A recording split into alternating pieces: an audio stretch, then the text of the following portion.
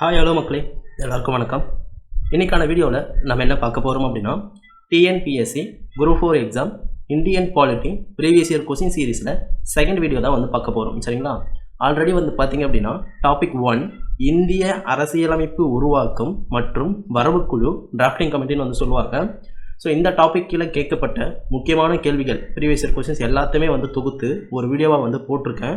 அந்த வீடியோக்கான லிங்க் வந்து பார்த்திங்க அப்படின்னா நான் டிஸ்கிரிப்ஷனில் வந்து கொடுக்குறேன், கிளிக் பண்ணி பாருங்கள். சரிங்களா? ஸோ இன்றைக்கான டாபிக், அதாவது இன்றைக்கான வீடியோவில் என்ன டாபிக் வந்து பார்க்க போகிறோம் அப்படின்னா, டாபிக் நம்பர் 21 ஊழல் தடுப்பு நடவடிக்கைகள். டாபிக் நம்பர் 21 ஊழல் தடுப்பு நடவடிக்கைகள். இந்த டாபிக் சிலபஸில் எங்கே கவர் ஆகும் அப்படின்றதையும் வந்து சொல்கிறேன். சிலபஸ் பிடிஎஃப் எடுத்துக்கிட்டிங்க அப்படின்னா யூனிட் 4 வந்து இந்தியன் பாலிட்டி வந்து கொடுத்துருப்பாங்க. சரிங்களா? ஸோ இதுதான் வந்து பார்த்திங்க அப்படின்னா குரூப் 4க்கான சிலபஸ் பிடிஎஃப்.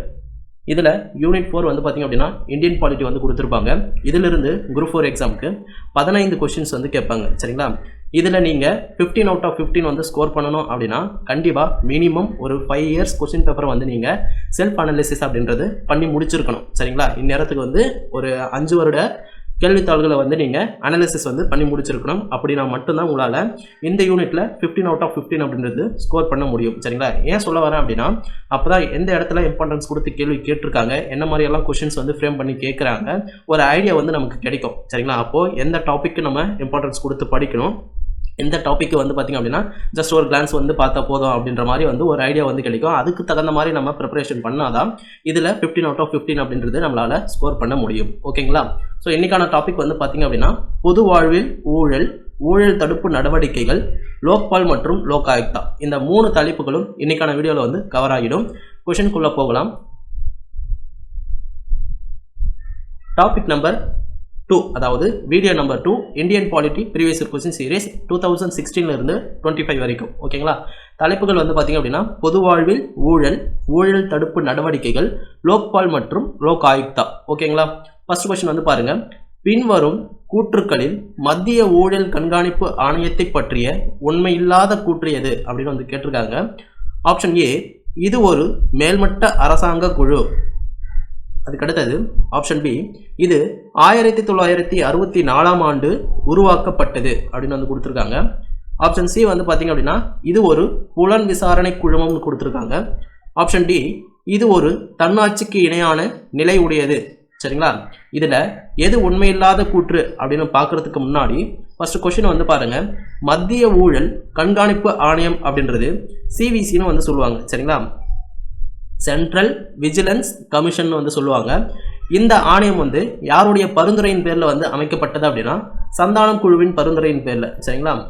அந்த குழுவின் தலைவரே அவர் தான். பரிந்துரை வந்து பார்த்தீங்க அப்படின்னா சந்தானம் குழு. ஓகேங்களா? இந்த சந்தானம் குழு எப்போ நியமிச்சிருப்பாங்க அப்படின்னா 1962 வந்து நியமிச்சிருப்பாங்க. இந்த குழுவின் பரிந்துரையின் பேரில் தான் மத்திய ஊழல் கண்காணிப்பு ஆணையம் சிவிசி அப்படியும் CBI central bureau of investigation, சரிங்களா, சிபிஐன்னு வந்து சொல்லுவாங்க. ஸோ இந்த 2 அமைப்புகளுமே வந்து பார்த்திங்க அப்படின்னா சந்தானம் குழு அவர்களின் பரிந்துரையின் பேரில் தான் வந்து அமைக்கப்பட்டது. சந்தானம் குழு எப்போது நியமிச்சிருப்பாங்க அப்படின்னா 1962 நியமிச்சிருப்பாங்க. சிவிசி வந்து எப்போது தோற்றுவிக்கப்பட்டிருக்கும் அப்படின்னா 1964 ஆண்டு. சரிங்களா? சென்ட்ரல் விஜிலன்ஸ் கமிஷன், பரிந்துரை வந்து சந்தானம் குழு. இதனுடைய தலைமையிடம் வந்து எங்கே இருக்குது அப்படின்னா புதுடெல்லி. சரிங்களா? தலைமையிடம் வந்து பார்த்திங்க அப்படின்னா ஹெட் ஆஃபீஸ் வந்து புதுடெல்லியில் இருக்குது. அதுக்கப்புறம் இது வந்து ஒரு ஊழலை தடுக்கும் அமைப்பாக வந்து செயல்படும், அல்லது ஊழலை எவ்வாறெல்லாம் வந்து தடுக்கலாம் அப்படின்ற ஒரு ஆலோசனை குழுவாக வந்து செயல்படும். சரிங்களா? ஸோ இப்போ வந்து ஃபஸ்ட்டு 4 ஆப்ஷன் வந்து பாருங்கள். இது ஒரு மேல்மட்ட அரசாங்க குழுன்னு வந்து சொல்லியிருக்காங்க. இது வந்து கரெக்டு தான். 1964 ஆண்டு உருவாக்கப்பட்டதுன்னு கொடுத்துருக்காங்க. இதுவும் வந்து கரெக்ட் தான். சரிங்களா? சந்தானம் குழு 1962 அமைச்சாங்க. அந்த குழுவின் பரிந்துரையின் பேரில் 1964 ஆண்டு மத்திய ஊழல் கண்காணிப்பு ஆணையம் வந்து அமைக்கப்பட்டது. ஓகேங்களா? இது ஒரு புலன் விசாரணை குழு அப்படின்னு வந்து சொல்லியிருக்காங்க. இது வந்து தவறானது. சரிங்களா? அதாவது இன்வெஸ்டிகேஷன் அந்த மாதிரியெல்லாம் ஒரு உரிமை வந்து இது வந்து பண்ணாது. எந்த ஒரு ஆக்ஷனுமே வந்து பண்ணாது. ஊழலை தடுக்கும் அமைப்பாக செயல்படும், அல்லது ஊழலை எவ்வாறெல்லாம் வந்து தடுக்கலாம் அப்படின்ற மாதிரி ஒரு ஆலோசனை குழுவாக வந்து செயல்படும். சரிங்களா? இது வந்து புலன் விசாரணை அப்படின்றது இன்வெஸ்டிகேஷன் பண்ணக்கூடிய ஒரு வார்த்தை மாதிரி வந்து கொடுத்துருக்காங்க. சரிங்களா? ஸோ அந்த அளவுக்கெல்லாம் இது வந்து போகாது. ஓகேங்களா? அதுக்கு அடுத்தது ஆப்ஷன் டி, இது ஒரு தன்னாட்சிக்கு இணையான நிலை உடையதுன்னு சொல்லியிருக்காங்க. இதுவும் வந்து கரெக்ட் தான். ஓகேங்களா? ஃபர்ஸ்ட் கொஸ்டினுக்கான ஆன்சர் ஆப்ஷன் சி, உண்மையில்லாத கூற்று. இது ஒரு புலன் விசாரணை குழு அல்ல. ஓகேங்களா. இரண்டாவது கேள்வி, லோக்பால் மசோதாவை பாராளுமன்றத்தில் 7வது முறையாக அறிமுகப்படுத்திய இந்திய பிரதமர் யாருன்னு வந்து கேட்டிருக்காங்க. Answer option C, A B Vajpayee அவர்கள். சரிங்களா. லோக்பால் மசோதா முதல்ல பாராளுமன்றத்தில் எந்த ஆண்டில் வந்து அறிமுகப்படுத்தினாங்க அப்படின்னா 1968 வந்து அறிமுகப்படுத்தியிருப்பாங்க. சரிங்களா. அப்போதைய பிரதமராக இருந்தவர் யார் அப்படின்னா இந்திரா காந்தி அவர்கள் தான். சரிங்களா. மொத்தமே வந்து பார்த்தீங்க அப்படின்னா பாராளுமன்றத்தில் லோக்பால் மசோதா எந்தெந்த ஆண்டில் வந்து அறிமுகப்படுத்தினாங்க அப்படின்றது வந்து சொல்கிறேன், நோட் பண்ணிக்கோங்க. 1968, அதுக்கப்புறம் 71, 1971, 1977, அதுக்கப்புறம் 85, அதுக்கப்புறம் 89, சரிங்களா. அதுக்கப்புறம் 96, அதுக்கப்புறம் 98, 1998, 2001, அதுக்கப்புறம் 2011 4 வாட்டி வந்து பண்ணியிருப்பாங்க. அதுக்கப்புறம் 2012, 2013 2 வாட்டி, 2014 லாஸ்ட். சரிங்களா. ஸோ இதில் 7th டைம் எங்கே வருது பார்த்தீங்க அப்படின்னா இந்த 1998 வருது. அப்போதைய பிரதமராக இருந்தவர் யார் அப்படின்னா ஏபி வாஜ்பாய் அவர்கள் தான். சரிங்களா. ஸோ இந்த கேள்வியை இன்னொரு மாதிரி கூட வந்து கேட்கலாம். அதாவது லோக்பால் மசோதாவை பாராளுமன்றத்தில் முதன்முறையாக அறிமுகப்படுத்தப்படும் போது அப்போதைய இந்திய பிரதமராக இருந்தவர் யாருன்னு கூட கேட்கலாம். இந்த 68, 71, 77 இந்த 3 வருஷத்துலையுமே வந்து பார்த்தீங்க அப்படின்னா இந்திரா காந்தி அவர்கள் தான் வந்து பிரதமராக இருந்திருப்பாங்க. சரிங்களா. ஸோ கேள்வியோட எப்படி ஒன்றா கேட்கலாம், இது வந்து நோட் பண்ணிக்கோங்க. ஓகேங்களா. அதுக்கு அடுத்தது 3வது கேள்வி, நிர்வாக கண்காணிப்பு பிரிவு ஏற்படுத்தப்பட்ட ஆண்டு. ஆன்சர் ஆப்ஷன் ஏ, ஆகஸ்ட் 1955. நிர்வாக கண்காணிப்பு பிரிவு அப்படின்றது மத்திய உள்துறை அமைச்சகத்தின் பரிந்துரையால், சரிங்களா, மத்திய உள்துறை அமைச்சகத்தின் பரிந்துரையால் வந்து நிர்வாக கண்காணிப்பு பிரிவு அப்படின்றது 1955ஆம் ஆண்டு வந்து ஏற்படுத்தியிருப்பாங்க. இது தற்போது எந்த பிரிவின் கீழே வந்து செயல்படுது அப்படின்னா சிவிசி, அதாவது மத்திய ஊழல் கண்காணிப்பு பிரிவின் கீழே வந்து செயல்படுது. சரிங்களா. Under CVC. ஓகேங்களா. இது மட்டும் வந்து நோட் பண்ணிக்கோங்க. அதுக்கு அடுத்தது 4வது கேள்வி, கீழ்கண்ட குழுக்களில் மத்திய லஞ்ச ஒழிப்பு குழுவை உருவாக்க பரிந்துரை செய்த குழு. ஆன்சர் ஆப்ஷன் டி, சந்தானம் குழு. சந்தானம் குழு எப்போ நியமிச்சாங்க? 1962 வந்து நியமிச்சிருப்பாங்க. சரிங்களா. அதே போல் ரிமைனிங் ஆப்ஷன்ஸையும் வந்து பாருங்கள். ராஜமன்னார் குழு அப்படின்றது 1969 வந்து நியமிச்சிருப்பாங்க. சர்க்காரியா குழு அப்படின்றது 1983 வந்து நியமிச்சிருப்பாங்க. இந்த சர்க்காரியா குழு தன்னுடைய அறிக்கையை வந்து எப்போ சமர்ப்பிச்சது அப்படின்னா 1987. ஓகேங்களா. ஸோ இது மட்டும் வந்து நோட் பண்ணிக்கோங்க. 4th கொஸ்டினுக்கான ஆன்சர் ஆப்ஷன் டி, சந்தானம் குழு மத்திய லஞ்ச ஒழிப்பு குழுவை உருவாக்க பரிந்துரை செய்தது. ஓகேங்களா. அதுக்கடுத்து 5வது கேள்வி, லோக் அதாலத் தோற்றுவிக்கப்பட்ட ஆண்டு. லோக் அதாலத் தோற்றுவிக்கப்பட்ட ஆண்டு. Answer option B, 1987. அதாவது ஈஸியாக வந்து ஞாபகம் வச்சுக்கோங்க, 9, 8, 7 அப்படியே ரிவர்ஸில் வரும். ஓகேங்களா. லோக் அதாலத் இந்த வார்த்தையை வந்து ஞாபகம் வச்சுக்கோங்க. லோக் ஆயுக்தா இருக்குது, லோக்பால் இருக்குது, லோக் அதாலத் இருக்குது. சரிங்களா. இந்த லோக் அதாலத் அப்படின்றது எப்போது தோற்றுவிக்கப்பட்டது அப்படின்னா 1987. ஓகேங்களா. 6th கொஸ்டின், கீழ்கண்ட கருத்துக்களில் தவறானதை சுட்டி காண்பிக்கவும். ஃபர்ஸ்ட் ஆப்ஷன் ஏ, லோக் அதாலத்தில் நீதிமன்ற கட்டணம் வந்து விதிக்கப்படும் அப்படின்னு வந்து கொடுத்துருக்காங்க. அப்படியெல்லாம் ஒன்றும் கிடையாது, இது வந்து தவறானது. சரிங்களா. ஸோ இதுவே வந்து தவறானது தான். ஆப்ஷன் ஏ வந்து தவறானது, ரிமைனிங் எல்லாமே வந்து சரியானது. ஓகேங்களா. அடுத்தது 7வது கேள்வி, 1955 நிர்வாக ஊழல் கண்காணிப்பு பிரிவை உருவாக்கியது எதுன்னு வந்து கேட்டிருக்காங்க. இது ஆல்ரெடி வந்து சொல்லியிருக்கேன். மத்திய உள்துறை அமைச்சகத்தால் நிர்வாக ஊழல் கண்காணிப்பு பிரிவு அப்படின்றது ஆகஸ்ட் மாதம் 1955 வந்து உருவாக்குறாங்க. சரிங்களா. ஆகஸ்ட் மாதம் 1955 நிர்வாக ஊழல் கண்காணிப்பு பிரிவு அப்படின்றது மத்திய உள்துறை அமைச்சகத்தால் உருவாக்கப்பட்டது. ஓகேங்களா. Answer option C. தற்போது நிர்வாக ஊழல் கண்காணிப்பு பிரிவு அப்படின்றது எந்த பிரிவின் கீழே வந்து செயல்படுது அப்படின்னு கேட்டாங்க அப்படின்னா சிவிசி, சென்ட்ரல் விஜிலன்ஸ் கமிஷன் கீழே வந்து செயல்படுது. ஓகேங்களா. 8வது கேள்வி, லோக் ஆயுக்தா அமைப்பு முதன்முறையாக நிறுவப்பட்ட மாநிலம் எது? லோக் ஆயுக்தா அமைப்பு முதன்முறையாக நிறுவப்பட்ட மாநிலம் எது? Answer option D, Maharashtra. மகாராஷ்டிராவில் எப்போ தோற்றுவித்திருப்பாங்க அப்படின்னா 1971ஆம் ஆண்டு வந்து லோக் ஆயுக்தா என்ற அமைப்பு வந்து நிறுவப்படுது. ஓகேங்களா? ஆனால் லோக் ஆயுக்தா அப்படின்றதுக்கான சட்டம் வந்து எப்போது இயற்றப்படுது அப்படின்னா 1970ஆம் ஆண்டு ஒரிசா மாநிலத்தில் வந்து இயற்றப்பட்டது. ஓகேங்களா? ஆனால் இவங்க வந்து அந்த அமைப்பு வந்து ஃபர்ஸ்ட் தோற்றுவித்தாங்களா அப்படின்னா கிடையாது. ஒரிசா வந்து பார்த்தீங்க அப்படின்னா 1970ஆம் ஆண்டு என்னதான் லோக் ஆயுக்தா என்ற அமைப்புக்கான சட்டம் வந்து இயற்றிருந்தாலும் லோக் ஆயுக்தா என்ற அமைப்பு வந்து எப்போது நிறுவப்பட்டது அப்படின்னா ஒரிசால 1983ஆம் ஆண்டு வந்து நிறுவப்பட்டது. சரிங்களா? ஸோ அப்படி பார்க்கும்போது மகாராஷ்டிராவில் தான் வந்து 1971ஆம் ஆண்டு லோக் ஆயுக்தா அப்படின்ற அமைப்பு வந்து முதலாக வந்து நிறுவப்படுது. ஓகேங்களா? ரிமைனிங் 2 ஆப்ஷன் வந்து பாருங்க. ஆப்ஷன் பி ராஜஸ்தான்ல வந்து எப்போது நிறுவப்பட்டது அப்படின்னா 1973. ஆந்திர பிரதேசத்தில் வந்து பார்த்தீங்க அப்படின்னா 1983. இது வந்து நல்லா ஞாபகம் வச்சுக்கோங்க. இதுல இருந்து கேள்விகள் வரதுக்கு அதிகமான வாய்ப்பு இருக்கு. ஓகேங்களா? லோக் ஆயுக்தா என்ற அமைப்பு முதன்முறையாக நிறுவப்பட்ட மாநிலம் எதுன்னு கேட்டாங்க அப்படின்னா மகாராஷ்டிரா 1971. இதே வந்து லோக் ஆயுக்தா என்ற அமைப்பு நிறுவப்படுவதற்கான சட்டம் முதலில் எந்த மாநிலத்தில் உருவாக்கப்பட்டது அல்லது இயற்றப்பட்டது அப்படின்னா அதற்கான ஆன்சர் ஒரிசா. எப்போ அப்படின்னா 1970. ஓகேங்களா? அதற்கடுத்தது 9வது கேள்வி. பின் வருவனவற்றுள் லோக்பால் மசோதா சம்பந்தப்பட்ட கூற்றுக்களில் சரியானவைகளை தேர்வு செய்யவும். லோக்பால் சம்பந்தப்பட்ட மசோதா. ஓகேங்களா?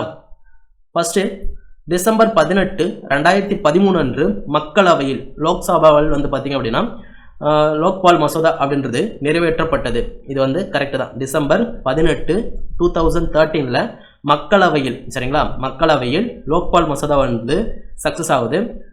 இரண்டாவது, மாநிலங்கள் 90 நாட்களில் லோக் ஆயுக்தாவை தொடங்க வேண்டும். அதாவது என்ன அப்படின்னா இப்போ லோக்பால் மசோதா அப்படின்றது மக்களவையிலோ மாநிலங்களவையிலோ சக்சஸ் ஆயிடுச்சு அப்படின்னா வித்தின் 1 இயர்க்குள்ள லோக் ஆயுக்தா என்ற அமைப்பு வந்து தோற்றுவிக்கப்பட வேண்டும். சரிங்களா?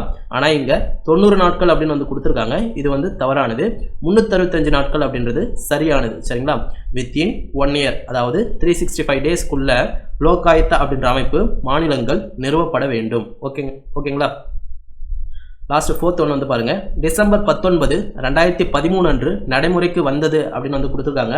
லோக்பால் மசோதா அப்படின்றது குடியரசுத் தலைவரின் ஒப்புதல் வந்து எப்போ பெற்றது அப்படின்னா 1/1/2014. சரிங்களா? இது வந்து ஒப்புதல், அதாவது குடியரசுத் தலைவரின் ஒப்புதல். ஓகேங்களா? ஆனால் நடைமுறைக்கு எப்போ வந்துச்சு அப்படின்னா 16/1/2014 தான் நடைமுறைக்கு வருது. ஓகேங்களா? அப்போ 4th ஒன்றும் வந்து தவறானது. இதுவும் வந்து தவறானது. இங்கே சரியானது என்ன அப்படின்றத தான் கேட்டிருக்காங்க. 1 and 3 மட்டும் சரி. Answer option D. சரிங்களா? ஸோ மறுபடியும் சொல்கிறேன். டிசம்பர் 18, 2013 லோக்சபாவில் லோக்பால் மசோதா அப்படின்றது நிறைவேற்றப்பட்டது, அதாவது சக்ஸஸ் ஆச்சு. சரிங்களா? ஸோ அந்த சக்ஸஸ் ஆன தேதியிலிருந்து வித்தின் 365 டேஸுக்குள்ள லோக் ஆயுக்தா என்ற அமைப்பு வந்து தொடங்கி இருக்கணும் ஒவ்வொரு மாநிலமும். சரிங்களா? அதுக்கப்புறம் குடியரசுத் தலைவரின் ஒப்புதல் பெற்ற தேதி என்ன அப்படின்னா 1/1/2014. நடைமுறைக்கு எப்போ வந்துச்சு அப்படின்னா 16/1/2014 தான் நடைமுறைக்கு வந்தது. ஓகேங்களா? 10வது கேள்வி. மத்திய கண்காணிப்பு குழுவை எந்த ஆண்டு பாராளுமன்றம் ஒரு சட்டப்பூர்வ அமைப்பாக அறிவித்தது அப்படின்னு கேட்டிருக்காங்க. இதற்கான ஆன்சர் ஆப்ஷன் பி 2003. சரிங்களா? அதாவது 1962 சந்தானம் குழு வந்து நியமிக்கப்பட்டது. அந்த குழுவின் பரிந்துரையின் பேரில் மத்திய கண்காணிப்பு குழு வந்து 1964 வந்து அமைக்கிறாங்க. ஸோ அப்போது வந்து பார்த்தீங்க அப்படின்னா இது வந்து ஒரு அரசியலமைப்பு சார்ந்த ஒரு அமைப்பாகவும் இல்லாமலும் சட்டப்பூர்வ அமைப்பாகவும் வந்து இல்லாமலும் வந்து இருந்துச்சு. சரிங்களா? ஆனால் இந்த மத்திய கண்காணிப்பு குழுவுக்கான மசோதா வந்து பார்த்தீங்க அப்படின்னா 2003 கொண்டு வந்து அது சக்ஸஸ் ஆகி அதுக்கப்புறம் பாராளுமன்றம் 2003ஆம் ஆண்டு மத்திய கண்காணிப்பு குழு சென்ட்ரல் விஜிலன்ஸ் கமிஷன் அப்படின்றது ஒரு சட்டப்பூர்வ அமைப்பு தான் அப்படின்னு வந்து அறிவிச்சது. சரிங்களா? ஸோ அதுதான் வந்து கேட்டிருக்காங்க. மத்திய கண்காணிப்பு குழு அப்படின்றது 2003ஆம் ஆண்டு பாராளுமன்றம் ஒரு சட்டப்பூர்வ அமைப்பாக வந்து அறிவித்தது. ஓகேங்களா? 11வது கேள்வி. லோக் ஆயுக்தாவை முதலில் நிறுவிய மாநிலம் எதுன்னு கேட்டிருக்காங்க. லோக் ஆயுக்தாவை முதலில் நிறுவிய மாநிலம் ஆன்சர் ஆப்ஷன் டி மகாராஷ்டிரா. 1971. ஒரிசாவில் வந்து பார்த்தீங்க அப்படின்னா சட்டம் எப்போ இயற்றியிருப்பாங்க 1970 சட்டம் இயற்றி 1983 வந்து லோக் ஆயுக்தா என்ற அமைப்பு வந்து நிறுவியிருப்பாங்க. பீகார் வந்து பார்த்தீங்க அப்படின்னா 1973. ஓகேங்களா? பஞ்சாப் சரியா தெரியல, 2014 நினைக்கிறேன். சரிங்களா? இது மட்டும் கொஞ்சம் நோட் பண்ணிக்கோங்க. 12வது கேள்வி, சமய குறைபாடு சட்டம் எப்போது கொண்டு வரப்பட்டது? சமய குறைபாடு சட்டம் எப்போது கொண்டு வரப்பட்டது? Answer option B 1850. 13வது கேள்வி, மத்திய கண்காணிப்பு குழு கீழ்கண்ட எந்த குழுவின் சிபாரிசுப்படி நிறுவப்பட்டது? மத்திய கண்காணிப்பு குழு அதாவது சிவிசி, சிபிஐ ரெண்டுமே வந்து பார்த்தீங்க அப்படின்னா சந்தானம் குழுவின் பரிந்துரையின் பேரில் தான் வந்து நிறுவப்பட்டது. ஓகேங்களா? Answer option B. இரட்டை உறுப்பினர் தொகுதி ஒழிப்பு சட்டம் இயற்றப்பட்ட ஆண்டு 1961. இரட்டை உறுப்பினர் தொகுதி ஒழிப்பு சட்டம் 1961ஆம் ஆண்டு இயற்றப்பட்டது. லோக் அதாலத் தோற்றுவிக்கப்பட்ட ஆண்டு ஆல்ரெடி வந்து சொல்லியிருக்கேன் 9/8/7 1987. ஓகேங்களா? லோக் அதாலத் என அழைக்கப்படுவது எதுன்னு வந்து கேட்டிருக்காங்க. ஆன்சர் ஆப்ஷன் ஏ மக்கள் நீதிமன்றம். அதாவது லோக் அப்படின்னா மக்கள்னும், அதாலத் அப்படின்னா நீதிமன்றம் அப்படின்னும் வந்து பொருள் இருக்கு. அதனால லோக் அதாலத் அப்படின்றது மக்கள் நீதிமன்றம் என அழைக்கப்படுகிறது. இதே மாதிரி லோக்சபா அப்படின்னு இருக்குல்ல, அது வந்து லோக்சபாலையும் லோக் அப்படின்னு இருக்குல்ல, அதுவும் வந்து மக்களை தான் வந்து குறிக்கும். அதுவே வந்து மக்களவை, லோக்சபா மக்கள் அவை. ஓகேங்களா? அப்போ லோக் அப்படின்றதுக்கான அர்த்தம் என்ன அப்படின்னா மக்கள். 17வது கேள்வி, மத்திய லஞ்ச ஒழிப்பு ஆணையம் பற்றிய வாக்கியங்களில் எவை சரியானவை? ஃபர்ஸ்ட் ஒன், மத்திய கண்காணிப்பு ஆணையம் அப்படின்றது 1964 அமைக்கப்பட்டதுன்னு வந்து சொல்லியிருக்காங்க. இது வந்து கரெக்டு தான். இதன் செயல்பாடுகள் குறித்து ஆண்டு அறிக்கை மத்திய உள்துறை அமைச்சரிடம் சமர்ப்பிக்க வேண்டும். மத்திய உள்துறை அமைச்சர் அல்லது பிரதமர்னு கூட கொடுக்கலாம். சரிங்களா? ஆர் பிரைம் மினிஸ்டர், பிரதமர். சரிங்களா? லஞ்ச குற்றத்திற்காக பிடிபடும் போது அரசு ஊழியர் மீது விசாரணை நடத்த அதிகாரம் உடையது. எல்லாமே வந்து கரெக்ட் தான். ஆன்சர் ஆப்ஷன் டி 1 and 2, 3 வந்து சரி. 18வது கேள்வி, உரிமை பணிச்சட்டம் லோக் அதாலத் சரிங்களா தோற்றுவிக்கப்பட்ட எந்த ஆண்டு நிறைவேற்றப்பட்டது அப்படின்னு வந்து கேட்டிருக்காங்க. லோக் அதாலத் அப்படின்றது 1987. ஓகேங்களா? ஸோ இதுக்கான இன்னொரு பேரை என்ன கொடுத்துருக்காங்க அப்படின்றத பாருங்க. உரிமை பணிச்சட்டம் லோக் அதாலத். லோக் அதாலத் அப்படின்னா உரிமை பணிச்சட்டம் அப்படின்னு ஞாபகம் வச்சுக்கோங்க. எந்த ஆண்டு நிறைவேற்றப்பட்டது? 1987. அதற்கு அடுத்தது 20வது கேள்வி 19, தலைமை ஊழல் தடுப்பு ஆணையர் யாருடைய பரிந்துரையின் அடிப்படையில் நியமனம் செய்யப்படுகிறார்? அதாவது தலைமை சிவிசியோட ஆணையர் சரிங்களா, தலைமை ஆணையர் வந்து யாருடைய பரிந்துரையின் அடிப்படையில் வந்து நியமனம் செய்யப்படுகிறார் அப்படின்னா பிரதமர், மத்திய உள்துறை அமைச்சர், மக்களவையின் எதிர்க்கட்சி தலைவர். சரிங்களா? இவங்களோட பரிந்துரையின் பேர்ல தான் வந்து சிவிசியின் தலைவர் அப்படின்றவர் நியமிக்கப்படுறாரு. ஓகேங்களா? பிரதமர், மத்திய உள்துறை அமைச்சர், மக்களவையின் எதிர்க்கட்சி தலைவர் உள்ளடங்கிய குழு ஒன்று இருக்கும். அந்த குழுவின் பரிந்துரையின் பேர்ல தான் சென்ட்ரல் விஜிலன்ஸ் கமிஷன் என்ற அமைப்பின் தலைமை ஆணையர் வந்து நியமனம் செய்யப்படுகிறார். 20வது கேள்வி, மத்திய ஊழல் தடுப்பு ஆணையம் அமைக்க பரிந்துரை செய்தது? ஆன்சர் ஆப்ஷன் டி சந்தானம் குழு. சரிங்களா? 21வது கேள்வி, லோக் அதாலத் முதலில் நடைபெற்ற ஆண்டு வந்து பார்த்தீங்க அப்படின்னா இதற்கான கீ ஆன்சரா 1986 வந்து கொடுத்துருக்காங்க. ஆனால் கவர்மெண்ட் மெட்டீரியலில் வந்து பார்த்தீங்க அப்படின்னா 1982ஆம் ஆண்டு குஜராத் மாநிலத்தில் ஜினாகர் என்ற இடத்துல வந்து நடைபெற்றதா அப்படின்னு வந்து மென்ஷன் பண்ணி கொடுத்துருக்காங்க. சரிங்களா? இது மட்டும் கொஞ்சம் வெரிஃபை பண்ணிக்கோங்க. எது வந்து கரெக்ட் அப்படின்றது வந்து தெரியல. சரிங்களா? முதல் லோக் அதாலத் நடைபெற்ற ஆண்டு வந்து பார்த்தீங்க அப்படின்னா மார்ச் 14, 1982 குஜராத் மாநிலத்தில்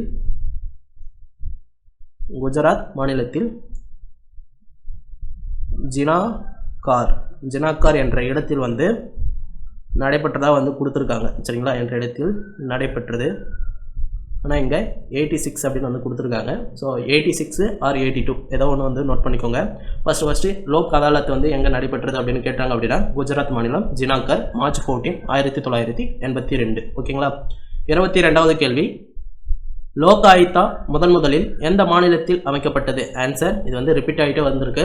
1971 மகாராஷ்டிரா. குஜராத்தில் வந்து பார்த்தீங்க அப்படின்னா தெரியல. ராஜஸ்தானில் வந்து 1973. ஓகேங்களா? 23வது கேள்வி, லோக் ஆயுக்தா அமைப்பு மகாராஷ்டிராவில் முதலாக உருவாக்கப்பட்ட ஆண்டு? Answer option D 1971. நிதி ஆயோக்கின் தலைவர் யார்? ஆன்சர் ஆப்ஷன் சி பிரதம மந்திரி. நிதி ஆயோக்கின் தலைவர் யார் அப்படின்னா பிரதம மந்திரி. 25வது கேள்வி, நிரந்தரமான லோக் அதாலத் அமைக்க வழிவகை செய்த சட்டம்? ஆன்சர் ஆப்ஷன் ஏ சட்டப்பூர்வ பணிகளுக்கான அதிகார சட்டம் 1987. சரிங்களா? அதாவது நிரந்தரமான லோக் அதாலத் அமைக்க வழிவகை செய்த சட்டம் சட்டப்பூர்வ பணிகளுக்கான அதிகார சட்டம் 1987. லோக் அதாலத்தும் எப்போ அமைச்சிருப்பாங்க அப்படின்னா 1987 தான் வந்து நிறுவப்பட்டிருக்கும். ஓகேங்களா. 26வது கேள்வி, லோக் ஆயுக்தா அமைப்பை முதலாக நடைமுறைக்கு கொண்டு வந்த மாநிலம்? ஆன்சர் ஆப்ஷன் ஏ மகாராஷ்டிரா 1971, ஆந்திர பிரதேசம் 1983. ஓகேங்களா. அதுக்கப்புறம் ராஜஸ்தானில் 1973. 27வது கேள்வி, மாநிலங்களில் லோக் ஆயுக்தா அமைத்த ஆண்டு கொடுத்துருக்காங்க, பொறுத்துக்க சொல்லியிருக்காங்க. ராஜஸ்தானில் வந்து எப்போ அப்படின்னா 1973, அஸ்ஸாமில் வந்து 1985, உத்தரப்பிரதேசம் யூபியில் வந்து பார்த்திங்க அப்படின்னா 75, 1975, மத்திய பிரதேசம் 1981. பொறுத்துங்க. 73 வந்து 2, 85 1, 75க்கு 75, 81க்கு 81, 2134. Answer option B. சரிங்களா. லோக் ஆயுக்தா மாநிலங்களில் அமைத்த ஆண்டு வந்து பார்த்திங்க அப்படின்னா ராஜஸ்தானில் 73, அஸ்ஸாமில் 85, யூபியில் 75, எம்பியில் வந்து 81. ஓகேங்களா. மற்ற மாநிலங்களும் எந்த ஆண்டு வந்து நிறுவப்பட்டது அப்படின்னு சொல்கிறேன், நோட் பண்ணிக்கோங்க. நம்மளோட தமிழ்நாட்டில் 2018ஆம் ஆண்டு நிறுவப்பட்டது. டிஎனில் வந்து பார்த்திங்க அப்படின்னா 2018, 71, அதாவது 1971 மகாராஷ்டிரா. ஓகேங்களா. 1973 பீகார், ராஜஸ்தான். அதுக்கப்புறம் 1975 யூபி, 1981 எம்பி, அதாவது மத்திய பிரதேசம். இது வந்து உத்தரப்பிரதேசம், இது வந்து மத்திய பிரதேசம். 83 1983 ஆந்திரா ஒடிசா. ஓகேங்களா. அதுக்கப்புறம் 85 அஸ்ஸாம். ஓகேங்களா. இது மட்டும் வந்து ஞாபகம் வச்சுங்க. தமிழ்நாட்டில் வந்து 2018ஆம் ஆண்டு லோக் ஆயுக்தா என்ற அமைப்பு வந்து நிறுவப்பட்டது. ஓகேங்களா. ஸோ இதிலிருந்து கண்டிப்பாக ஒரு கொஸ்டின் வந்து வரதுக்கு வாய்ப்பு இருக்குது. இது எல்லாத்தையுமே வந்து இப்போவே வந்து மனப்பாடம் பண்ணுங்க. ஓகேங்களா. அதுக்கு அடுத்தது 28வது கேள்வி, மைய ஊழல் தடுப்பு ஆணையாளரை நியமனம் செய்பவர் யார்? ஆன்சர் ஆப்ஷன் சி குடியரசுத் தலைவர். மைய ஊழல் தடுப்பு ஆணையாளரை நியமனம் செய்பவர் யாருன்னு கேட்டாங்க அப்படின்னா அதற்கான ஆன்சர் பிரசிடென்ட்டு. இதுவே வந்து பார்த்திங்க அப்படின்னா மாநிலங்களில் உள்ள லோக் ஆயுக்தா என்ற அமைப்பிற்கு ஆணையாளரை, அதாவது தலைவரை வந்து யார் நியமனம் பண்ணுவாங்க அப்படின்னா அதுக்கு அந்தந்த மாநிலங்களில் உள்ள ஆளுநர் வந்து நியமனம் பண்ணுவாங்க. சரிங்களா. இது வந்து ஒரு எக்ஸ்ட்ரா பாயிண்ட் நோட் பண்ணி வச்சுக்கோங்க. ஓகேங்களா. மைய ஊழல் தடுப்பு ஆணையாளரை நியமனம் செய்பவர் குடியரசுத் தலைவர். சிவிசியோட தலைவரை வந்து யார் நியமனம் பண்ணுவார் அப்படின்னா பிரசிடென்ட்டு. லோக் ஆயுக்தா என்ற அமைப்பின் தலைவரை வந்து யார் நியமனம் பண்ணுவாங்க அப்படின்னா மாநில ஆளுநர்கள். ஓகேங்களா. 29வது, ஊழல் புரிந்த அரசு ஊழியரை பணியிலிருந்து நீக்க அரசமைப்பு உறுப்பு 311 திருத்தப்பட வேண்டும் என பரிந்துரைத்த குழு என்னன்னு வந்து கேட்டிருக்காங்க. 29வதுக்கான கொஸ்டின் உங்களுக்கு தெரிஞ்சிருந்தா கமெண்ட்ல வந்து சொல்லுங்க. சரிங்களா. கமெண்ட் பண்ணுங்க, இதற்கான ஆன்சரை கமெண்ட்ல வந்து சொல்லுங்க. ஓகேங்களா. அதற்கு அடுத்தது 30வது கேள்வி, முதல் மக்கள் நீதிமன்றம் லோக் அதாலத் நடைபெற்ற நகரம்? முதல் மக்கள் நீதிமன்றம் லோக் அதாலத் நடைபெற்ற நகரம்? Answer option A Una. சரிங்களா. 31வது கேள்வி, லோக்பால் என்னும் கூற்றை முதலில் உருவாக்கியவர் யார்? லோக்பால் என்னும் கூற்றை முதலில் உருவாக்கியவர் யார் அப்படின்னா லெஸ்மி மால் சிங்வி, அதாவது எல்எம் சிங்வி அப்படின்னு வந்து சொல்லுவாங்க. ஆப்ஷன் வந்து எப்படி கொடுத்தாலும் வந்து சிங்வி அப்படின்னு வந்து ஞாபகம் வச்சுக்கங்க. சரிங்களா. லெஸ்மி மால் சிங்வியும் எல்எம் சிங்வியும் ஒன்று தான். ஓகேங்களா. இவர் என்ன பண்ணார் அப்படின்னா, அதாவது ஓம்புட்ஸ்மன் அப்படின்ற வார்த்தைக்கு பதிலாக லோக்பால் என்ற வார்த்தையை வந்து உருவாக்கியவர். சரிங்களா. அதாவது ஓம்புட்ஸ்மன் அப்படின்றது மக்கள்களின் குறைகளை வந்து தீர்க்கும் அந்த அமைப்பாக வந்து செயல்பட்டு இருக்கும். அதை வந்து நம்ம இந்தியாவில் வந்து கொண்டு வரும்போது அந்த ஓம்புட்ஸ்மன் என்ற வார்த்தைக்கு பதிலாக லோக்பால் என்ற வார்த்தையை வந்து யூஸ் பண்ணிக்கலாம் அப்படின்னு வந்து அந்த வார்த்தையை உருவாக்கியவர் யாருன்னா லெஸ்மி மால் சிங்வி. ஓகேங்களா. 32வது கேள்வி, இந்தியாவின் முதல் லோக்பால் அமைப்பு எத்தனை உறுப்பினர்களை கொண்டுள்ளது? இந்தியாவின் முதல் லோக்பால் அப்படின்றது மத்திய அரசு, அதாவது சென்ட்ரலில் இருக்கும். சரிங்களா. லோக் ஆயுக்தா அப்படின்றது ஸ்டேட் மாநிலங்களில் இருக்கும். ஓகேங்களா. இந்தியாவின் முதல் லோக்பால் அமைப்பு எத்தனை உறுப்பினர்களை கொண்டுள்ளது அப்படின்னா ஆன்சர் ஆப்ஷன் டி ஒரு தலைவர் மற்றும் 8 உறுப்பினர்கள். ஓகேங்களா. இந்த 8 உறுப்பினர்களில் 50%, அதாவது 50%, 4 உறுப்பினர்கள் வந்து பார்த்தீங்க அப்படின்னா எந்த துறையை வந்து சார்ந்திருக்கணும் அப்படின்னா நீதித்துறையை வந்து சார்ந்திருக்கணும். சரிங்களா, நீதித்துறை சார்ந்தவர்களாக இருக்க வேண்டும். ரிமைனிங் 50% வந்து பார்த்தீங்க அப்படின்னா எஸ்சி, எஸ்டி, ஓபிசி மற்றும் மகளிர் பெண்கள். ஓகேங்களா, ஸோ இவங்களை சார்ந்த, அதாவது நீதித்துறை அல்லாதவர்கள் இங்கே வந்து நீதித்துறை சார்ந்தவர்களாக இருக்க வேண்டும். இது ரிமைனிங் 50%த்தில் நீதித்துறை அல்லாதவர்களில் எஸ்சி, எஸ்டி, ஓபிசி, மகளிர் இவங்களை வந்து செலக்ட் பண்ணணும். ஓகேங்களா, லோக்பால் அமைப்பு மொத்தம் ஒரு தலைவர் 8 உறுப்பினர்களை வந்து கொண்டுள்ளது. இந்த 8 உறுப்பினர்களில் 50% வந்து பார்த்தீங்க அப்படின்னா நீதித்துறையை சார்ந்த 4 உறுப்பினர்கள் வந்து தேர்வு பண்ணணும்.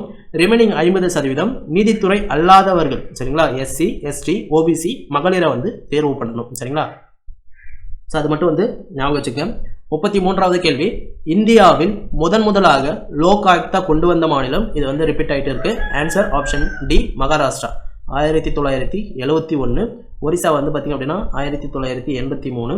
பீகார் 73. ஓகேங்களா, பஞ்சாப் வந்து 2014 நினைக்கிறேன். ஓகேங்களா, 34வது கேள்வி, லோக்பால் மற்றும் லோக் ஆயுக்தா அமைக்க பரிந்துரைத்தது.